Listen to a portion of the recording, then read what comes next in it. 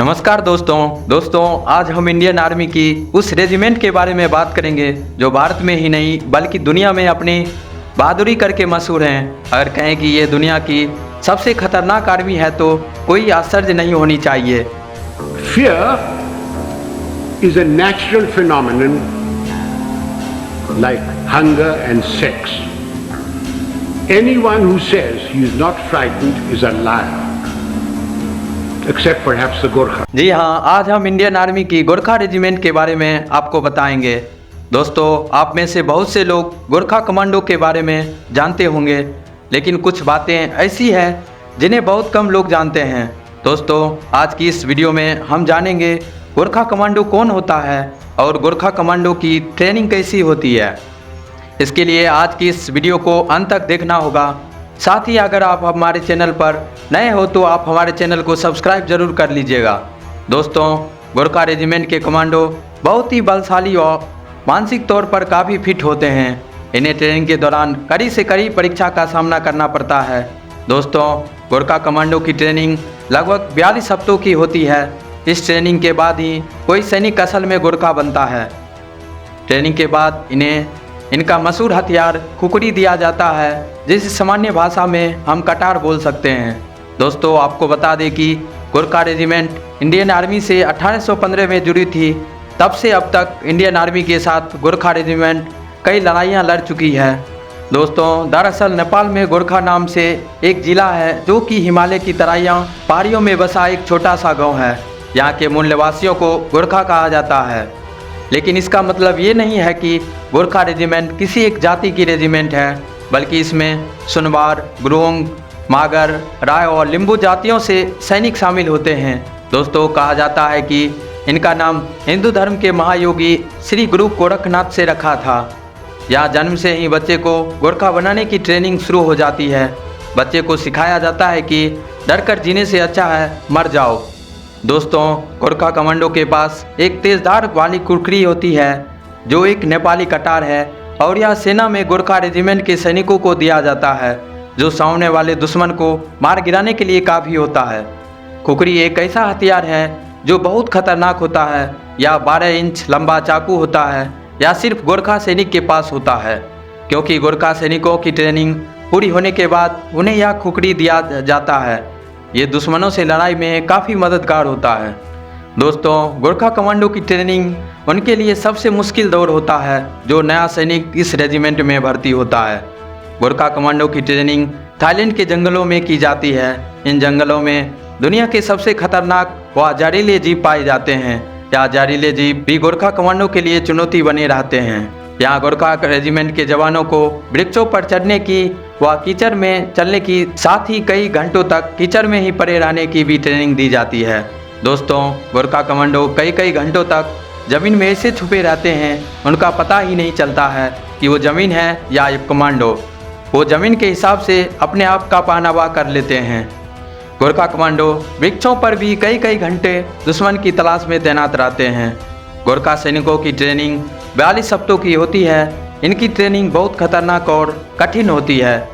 दोस्तों, गोरखा कमांडो की कुकड़ी के बारे में एक बात मशहूर है कि अगर ये म्यान से बाहर निकलती है तो खून करके ही वापस लौटती है, यानी ये दुश्मन के खून की प्यासी होती है। अगर किसी तरह से कुर्की को खून नहीं लगता है तो उस सैनिक को अपना खून उसको लगाना ही पड़ता है।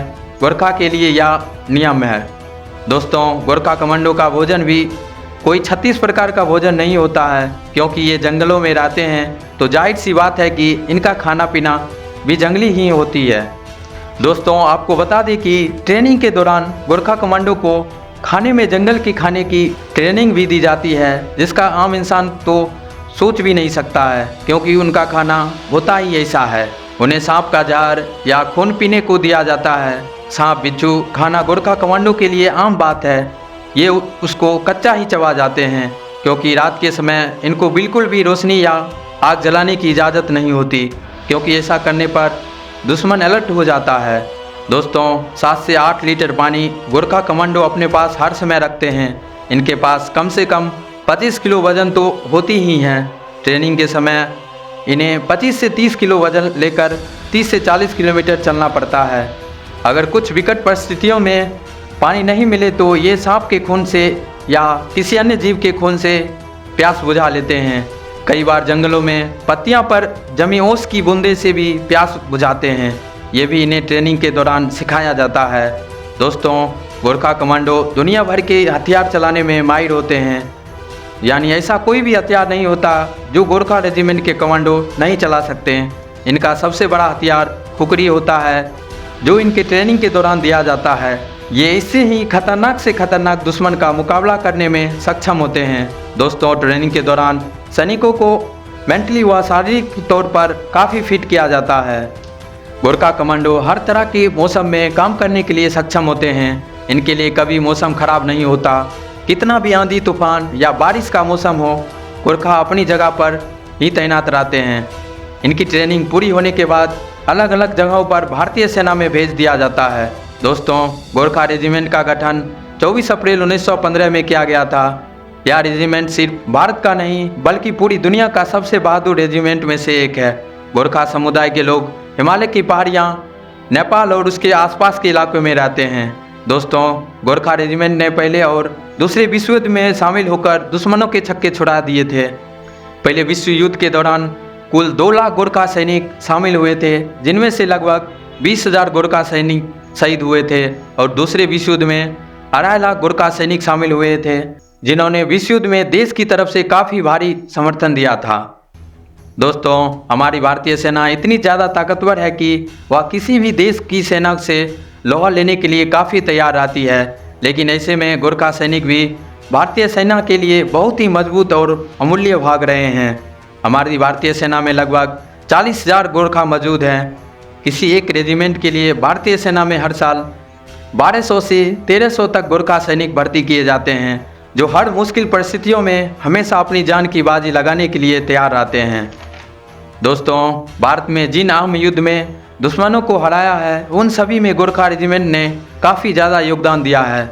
भारत की गोरखा सैनिक सबसे खतरनाक होती है। ऐसे में दुश्मन का सबसे खतरनाक और दर्दनाक मौत गोरखा सैनिक द्वारा दी जाती है। दोस्तों, पाकिस्तान के खिलाफ 1965 और 1971 की जंग में भी गोरखा राइफल्स के जवानों की अहम भूमिका रही थी। संयुक्त राष्ट्र के शांति अभियानों में भी इनकी प्रमुख भूमिका रही थी। गोरखा रेजिमेंट को परमवीर चक्र, महावीर चक्र जैसे तमाम शौर्य सम्मानों से भी सम्मानित किया जा चुका है। दोस्तों, हम उम्मीद करते हैं कि गोरखा रेजिमेंट के बारे में ये जानकारियाँ आपको काफ़ी अच्छा लगी होगी। वीडियो पसंद आया हो तो लाइक ज़रूर करें। वीडियो को अंत तक देखने के लिए धन्यवाद। साथ ही आप हमारे चैनल पर नए हो तो आप हमारे चैनल को सब्सक्राइब ज़रूर कर लीजिएगा। जय हिंद।